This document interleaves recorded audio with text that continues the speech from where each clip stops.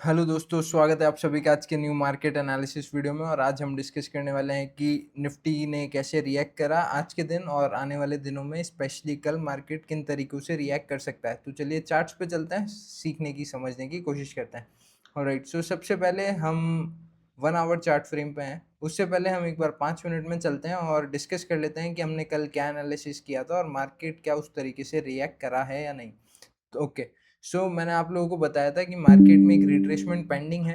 ठीक है, तो कहीं ना कहीं 350 360 इन लेवल्स के आसपास मार्केट रिट्रेस कर सकता है इन लेवल्स तक। और अगर हम लोगों को इन लेवल्स के आसपास कहीं पे भी वीकनेस देखने को मिलेगी तो वो एक बहुत ही अच्छा सेलिंग साइड का अपॉर्चुनिटी है हमारे लिए। एक अच्छा ट्रेड हम कैप्चर कर सकते हैं on to the selling side.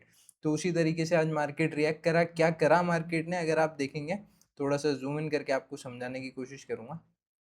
Alright, so market में जब हमको पता था कि एक वीकनेस के बाद हमको सेलिंग साइड का ट्रेड एग्जीक्यूट करना है, तो आप लोगों की नज़र खास करके किन चीज़ों पे होनी चाहिए थी जहाँ पे भी आपको वीकनेस स्पॉट हो। तो अगर आप देखेंगे चार्ट्स पे, सो ये एक कैंडल कंफर्मेशन था, ये एक कंफर्मेशन था जहाँ पे बायर्स ने ऊपर एक हायर हाई क्रिएट करा। फर्स्ट हाई ये था, उसके बाद मार्केट ने थोड़ा सा रिट्रेस करके ऊपर जाने की कोशिश करी। बट उसके बाद अगर आप ऑब्जर्व करें इस कैंडल को, ये जो ग्रीन कलर का कैंडल है, इसमें वीकनेस ऑब्जर्व हो गई थी। और उसके बाद जो ये नेक्स्ट रेड कैंडल आया था, ये एक कंफर्मेशन कैंडल था अपने आप में कि बायर्स अब यहाँ पर स्ट्रेंथ खो चुके हैं। तो यहाँ पर आपको एक ट्रेड एग्जीक्यूट करना था इंट्राडे लो।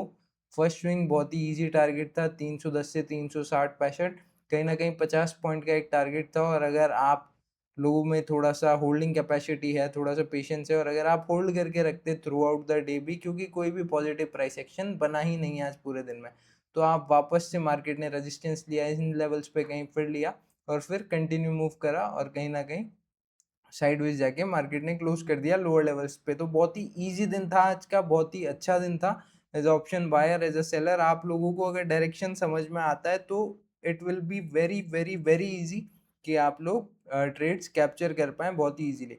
लेकिन अगर आप लोगों को नहीं आता है डायरेक्शन समझ में, तो आप इन वीडियोस को चेकआउट कर सकते हैं, बहुत हेल्प हो सकती है आप लोगों की। ठीक है, सो चलिए अब कल के लिए डिस्कस कर लेते हैं कि कल मार्केट किन तरीकों से रिएक्ट कर सकता है, क्या क्या पॉसिबिलिटीज है। 1 आवर चार्ट फ्रेम में आ गए, क्यों? क्योंकि उसमें बड़े टाइम फ्रेम में हमको थोड़ा सा बड़ा चार्ट दिखेगा, थोड़ा अच्छे से हमको क्लैरिटी मिल सकती है। सो देखिए, सबसे इंपॉर्टेंट चीज़ कि कोई भी एक स्विंग क्रिएट होता है तो हमारे दिमाग में, या फिर इन जनरल, मार्केट रिट्रेसमेंट करता है up to 50% of that swing. ठीक है, सो अगर आप लोग देखेंगे ये एक सेलिंग स्विंग क्रिएट हुआ है, कहीं ना कहीं इन लेवल्स के आसपास ये 50% होना चाहिए। मतलब यहाँ कहीं तक मार्केट रिट्रेस कर सकता है, जो कि मार्केट ने ऑलरेडी कर दिया है। अगर अब हम फिबोनाची लगा के देखें, जो कि कोई एक इंडिकेटर नहीं है, इट्स अ यूजफुल टूल, मतलब आप लोगों की समझ के लिए ही मैं इसको यूज कर रहा हूँ।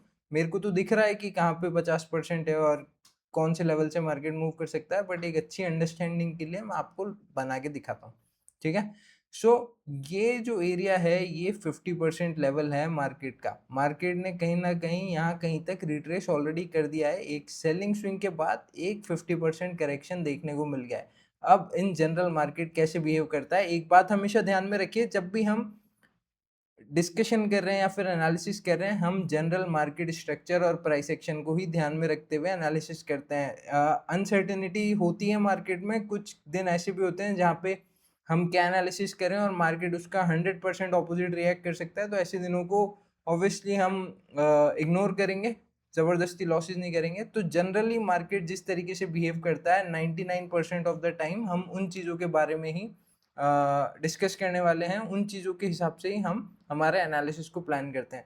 सो अब आने वाले दिनों में या फिर कल का क्राइटेरिया ये होना चाहिए कि मार्केट अगर 50% रिट्रेस कर चुका है, तो अब अगर ये एक सेलिंग ट्रेंड में है तो ये कंटिन्यू करेगा और प्रीवियस लोस को ब्रेक करेगा।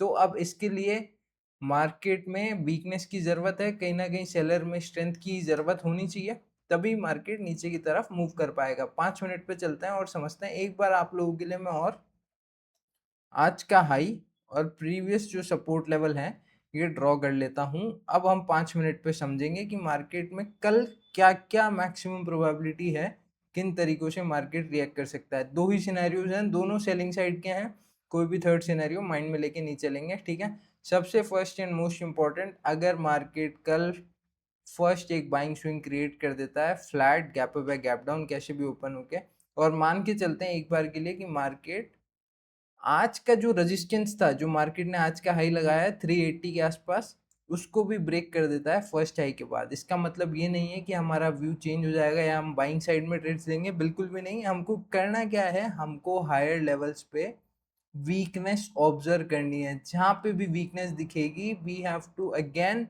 एक सेलिंग साइड का ट्रेड प्लान करना है। टारगेट्स उस लेवल के लिए अगर हाईस पे हमको एंटर करने का मौका मिल रहा है तो 250 के आसपास हमारे टारगेट लेवल्स रहने चाहिए, क्योंकि कहीं ना कहीं एक इजी 100 पॉइंट का मोमेंटम हमको देखने को मिल सकता है। ठीक है, क्यों? क्योंकि हमें एंट्री हायर लेवल्स पे मिल रही है, जो कि एक बहुत अच्छी चीज़ है। क्योंकि सेलिंग जब भी करें तो उम्मीद या कोशिश करिए कि जितना ऊपर आप बेच सकते हैं उतना महंगा बेचें, तो आपकी प्रोबेबिलिटी ज़्यादा हो जाती है वैसे भी कि चीज़ें फिर सस्ती हो जाएगी, तो आप कहीं ना कहीं प्रॉफिट्स बुक कर सकते हैं इजीली। ठीक है, और इस ट्रेड में अगर आप देखेंगे तो बहुत ही इजीली आपको 1:345 ये सारे टारगेट्स देखने को मिल सकते हैं।